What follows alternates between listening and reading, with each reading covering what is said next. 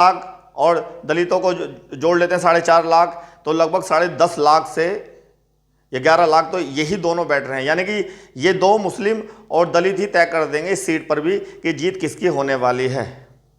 उसके अलावा निषाद हैं वहाँ पर 1,20,000 30,000। वहाँ पे ब्राह्मण भी काफ़ी अच्छी उसमें हैं, आबादी में 3 लाख लगभग हैं। ठाकुर भी हैं 1-1.25 लाख, तो कुर्मी भी हैं, यानी कि और भी हैं।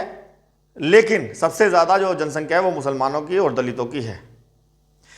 मुसलमान इतनी बड़ी आबादी में होने के बाद भी वहाँ टिकट इंडिया गठबंधन की तरफ से नहीं आया।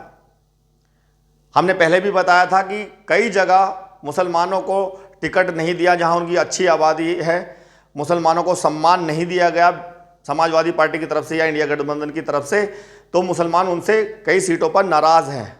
लेकिन मुसलमानों को और अन्य बिरादरियों को सबसे ज़्यादा सम्मान देने का काम जो कर रही है वो मायावती जी कर रही हैं। उन्होंने ठाकुर को भी टिकट दिया, उन्होंने गुर्जर समाज को भी टिकट दिया, उन्होंने जाट समाज को भी, उन्होंने मुसलमानों को भी, यानी कि जिसकी जितनी जनसंख्या उसके आधार पर टिकट बांटने का काम मायावती जी ने किया है। और बड़ी अच्छी राजनीति या बड़े अच्छे टिकट मायावती जी ने बांटे हैं, जिससे बीजेपी और इंडी गठबंधन दोनों को नुकसान कई सीटों पर हो रहा है और वहाँ बीएसपी की सीट निकल सकती है। मैंने कई सीटों के बारे में पहले भी चर्चा की कि ये सीट हैं जहाँ पर बीएसपी जीत सकती है।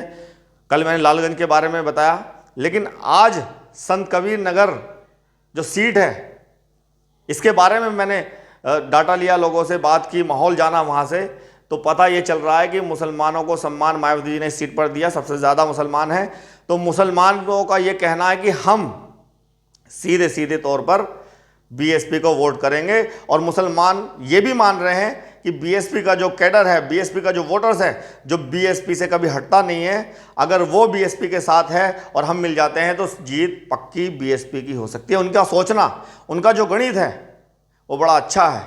और इस बार उत्तर प्रदेश में पूरे के पूरे में मुसलमानों ने कई जगह गणित ये लगाया भी है, क्योंकि 2022 में जिस तरह से बीएसपी कमज़ोर रही और समाजवादी पार्टी को एक तरफा वोट मुसलमानों ने भी दिया और दलितों ने भी कुछ उनको वोट दे दिया था, इस कारण कि एक बार बीजेपी को हटा देंगे शायद और ये समाजवादी पार्टी जीत जाएगी। लेकिन इतनी आबादी में इतने 82% लोगों ने वोट मुसलमानों ने दिया, उसके बावजूद दलितों ने वोट दिया, समाजवादी पार्टी सरकार नहीं बना पाई। तो मुसलमानों को लगा कि अगर यही चीज़ें हम मायावती जी के साथ करते, बसपा के साथ करते, तो बसपा का जो वोट होता वो और हम और पिछड़ी जाति के जो लोग हैं वो जो देते मायावती जी को, तो वो आराम से यहाँ की मुख्यमंत्री बन जाती, वो सीट निकाल सकती थी और बीजेपी को सत्ता से बाहर कर सकती थी।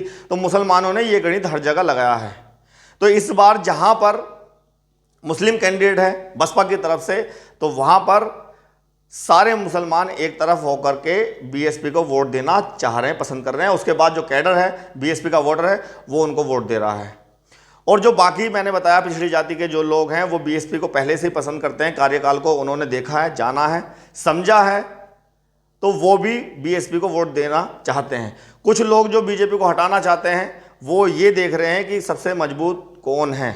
अगर उनको लग रहा है कि सबसे ज़्यादा माहौल जो है, सबसे अच्छा माहौल जो है बीएसपी का है, तो वो बीएसपी को वोट देना पसंद कर रहे हैं। तो मुसलमान, दलित और पिछड़े जाति के जो लोग हैं संत कबीर नगर के, उनका मानना यह है कि अच्छा माहौल सबसे ज़्यादा बीएसपी का चल रहा है। और मायावती की रैली में जो भीड़ आ रही है उससे साफ साफ देखा जा रहा है कि बीएसपी का जो खुद का वोटर है वो तो 100% जा ही रहा है। मुसलमान इस बार जो गणित समझ कर वोट दे रहा है कई सीटों पर, तो बीएसपी जीत सकती है। तो हम अंदाज़ा लगा सकते हैं कि ये संत कबीर नगर की जो सीट है ये भी बीएसपी के खाते में जा सकती हैं। हम अनुमान लगा रहे हैं 4 जून में क्लियर हो जाएगा कितना सही है कितना नहीं। हमने पीछे के आंकड़े भी बताए कि 2004 में बीएसपी जीती, उपचुनाव हुआ तो भी बीएसपी जीती, 9 में चुनाव हुआ अकेले दम पर मायावती जी ने, फिर भी वही सीट जीती।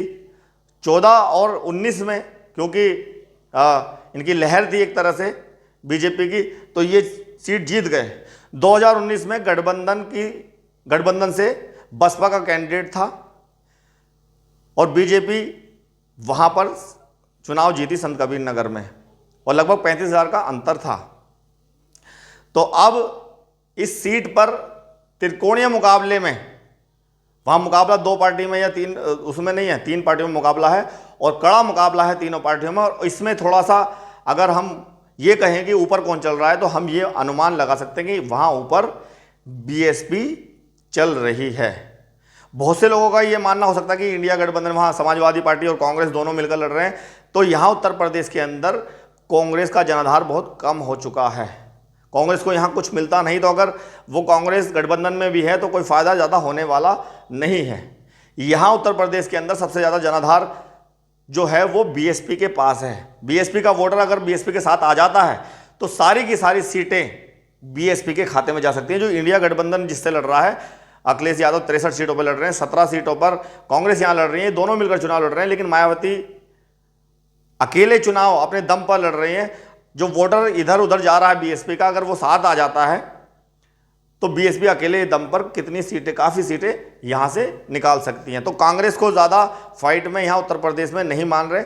मुसलमानों का ये भी मानना है कि अब तक समाजवादी पार्टी ने और कांग्रेस ने सिर्फ इस्तेमाल किया मुसलमानों का, और ये बात सही भी है। अब देखिए, जहाँ इतनी सारी आबादी, इतनी बड़ी आबादी जिस सीट पर, वहाँ पे टिकट नहीं दिया मुसलमान को। क्यों नहीं दिया? क्या समाजवादी पार्टी और कांग्रेस ये जानती है कि इनकी वोट तो हमें मिलनी है? ये हमारे जो कैंडिडेट हैं उन्होंने निषाद बिरादरी से उतारा है, जाति से उतारा है कैंडिडेट, और बीजेपी ने भी निषाद जाति से ही वहाँ पर अपना कैंडिडेट उतारा है। यानी कि निषाद आपस में वोट बटेंगे, सीधी सी बात है।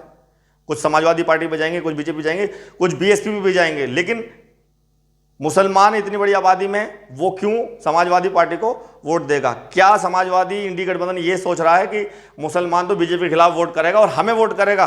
तो ये इनकी गलतफहमी हो सकती है। संत कबीर नगर में मुसलमानों को समझ में आ रहा है, इसीलिए वो बीएसपी को और अपने कैंडिडेट को वोट देना पसंद कर रहे हैं, और बीएसपी का खुद का वोटर और पिछड़ी जाति का वोटर मिलके यहाँ पे कुछ खेल कर सकते हैं। और संत कबीर नगर की सीट इस बार हम कह सकते हैं ये बीएसपी के खाते में जा सकती है। जो 2009 में हुआ वो 2024 में हो सकता है और बीएसपी ये सीट निकाल सकती है। 4 जून में सारा पक्का पता चल जाएगा कि क्या होने वाला, क्या नहीं होने वाला। हम अनुमान लगाते हैं, लोगों से पूछते हैं, बात करते हैं कि कैसा माहौल हो सकता है, कौन जीत सकता है, वही हम आपके सामने रखते हैं। और बीएसपी के बारे में ज़्यादा चर्चाएं या बीएसपी की सीटों के बारे में इसलिए मैं चर्चा कर रहा हूं क्योंकि बहुत सारे ऐसे मीडिया हैं जो बीएसपी के बारे में ज़्यादा दिखाना नहीं चाहते, लेकिन मैं बीएसपी के बारे में सारी की सारी चीज़ें दिखाना चाहता भी हूं और लोगों को ये भी बताना चाहता हूं कि बीएसपी का जो कार्यकाल रहा वो सबसे उत्तम रहा। इसलिए मैं बीएसपी की ज़्यादा बात भी करता हूं। नेता ऐसा हो जो सबका ध्यान रखे, सारी जनता को एक लेकर चले, कोई हिंदू हो, कोई मुस्लिम हो, कोई सिख हो, कोई ईसाई हो, सब एक समान हर नेता के लिए होने चाहिए, सब बराबर होने चाहिए। तो ऐसा मैंने बहन जी के कार्यकाल में देखा, समझा, तो इसलिए मैं बीएसपी के बारे में ज़्यादा बताने की कोशिश लोगों को करता हूं और सच्चाई बताने की कोशिश करता हूं। पिछले जो आंकड़े हैं हमारे, जो हमने अंदाज़ा लगाया था, वो अंदाज़ा काफ़ी सटीक बैठा है, इसलिए मैंने फिर इन चीज़ों पर विश्लेषण करना शुरू कर दिया और आप मेरा सपोर्ट करते हैं, उसके लिए बहुत बहुत धन्यवाद। कुछ समय से मैं वीडियो बहुत कम डाल पा रहा हूं क्योंकि मुझे समय नहीं मिल रहा। 25-26 तारीख के बाद मुझे समय पूरा मिलेगा, उसके बाद मैं लगातार वीडियो और विश्लेषण कुछ सीटों पे किया करूंगा और लोगों के बीच में जाके उनसे उनकी राय भी पूछा करूंगा। तो मेरी वीडियो लगातार तब ज़्यादा आएंगी, अभी कम आ रही हैं। बहुत बहुत धन्यवाद, नमस्कार।